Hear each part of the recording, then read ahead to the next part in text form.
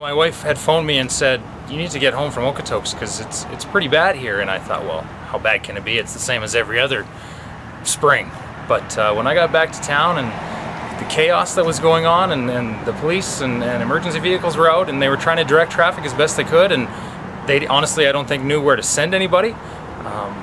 It blew my mind. Yeah, thinking that it was coming our way, and then to see it actually slowly coming down the street when we left. It was just in the gutters at that point. But just knowing it was that close, it was pretty scary. Never in a million years did my wife or I figure that we were going to end up with water at our place. But you know, at that time we knew my parents, who live on the West End, were underwater. My wife's mother, she lives at the bottom of the water tower hill. We knew she was underwater.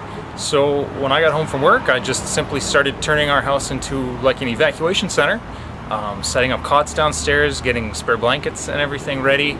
We thought we'd be entertaining house guests for a while. And then there was a knock at the door, and the fella said, the water's a few blocks away and you guys need to get out of town. So quickly we realized there was nowhere safe in town that anyone could stay. So we ended up heading to Calgary along with many other people that day, and the rest is history. As you know, we threw one set of clothes in a backpack thinking we'd be back the next day, and that turned into the weeks that it were. I had, you know, I guess that glimmer of hope that we might have still been okay. I was like, no, it couldn't have got this far. I really didn't think we would still have had any water in our basement, but we never ended up with any overland flooding, but 5.5 feet of sewage was down there. So, you know, the result was the same, whether it was overland or sewage. It's, you know, basement is a basement. You know, everything down there was no good, and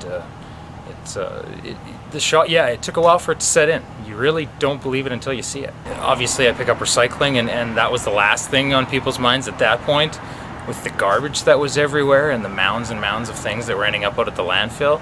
But yeah, to see it, it's still thinking about it. It's almost like a dream.